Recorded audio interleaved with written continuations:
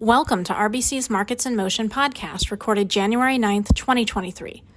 I'm Lori Calvasina, head of U.S. Equity Strategy at RBC Capital Markets. Today in the podcast, we run through some of the most interesting questions we got from U.S. equity investors last week as 2023 got underway. 4 big things you need to know. First, we've seen the most discussion about this year's tax policy changes from industrials, financials, energy, and utilities. Second, the 3 major growth TIMT centric sectors account for almost all of the S&P 500's decline in 2022, but tech is still a positive contributor to the index on a 3-year basis.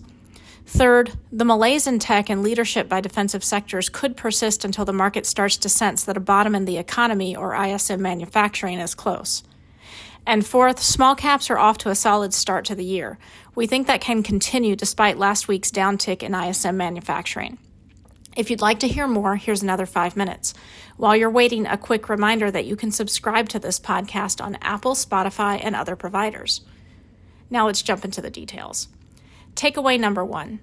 We had some inbound questions on the new provisions in the Inflation Reduction Act. There hasn't, frankly, been a lot of discussion about these in recent company transcripts, and we don't view these issues as a major one for the U.S. equity market. But across the Russell 3000, we've seen the most discussion about the buyback tax from industrials and financials. And on the corporate minimum tax, we've seen the most discussion for energy and utilities. We'll be keeping a close eye on this issue in the upcoming reporting period. Moving on to takeaway number 2.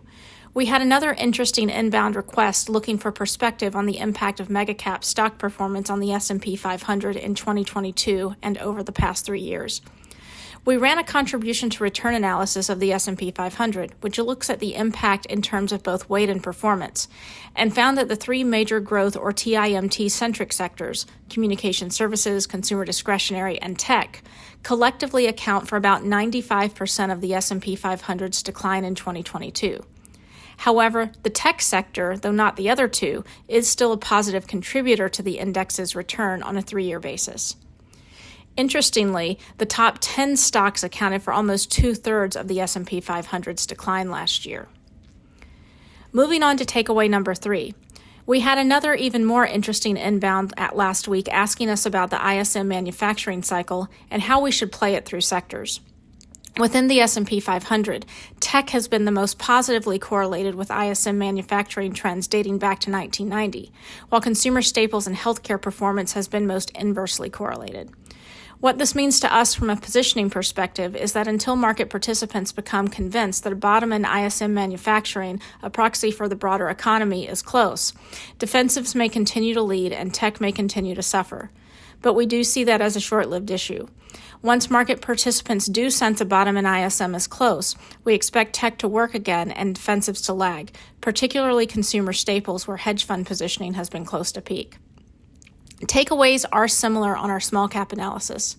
Within the Russell 2000, communication services, materials, and tech have seen the tightest correlations between performance and the ISM manufacturing cycle, while consumer staples and utilities performance has been most inversely correlated with ISM. We'll wrap up with takeaway number 4.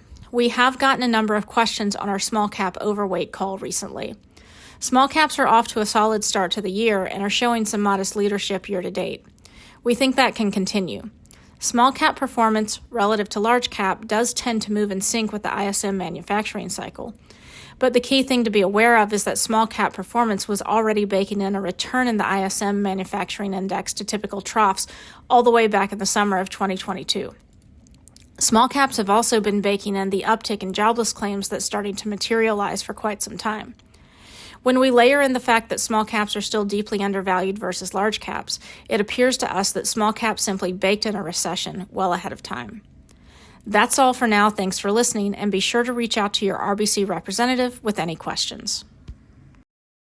This content is based on information available at the time it was recorded and is for informational purposes only. It is not an offer to buy or sell or a solicitation, and no recommendations are implied. It is outside the scope of this communication to consider whether it is suitable for you and your financial objectives.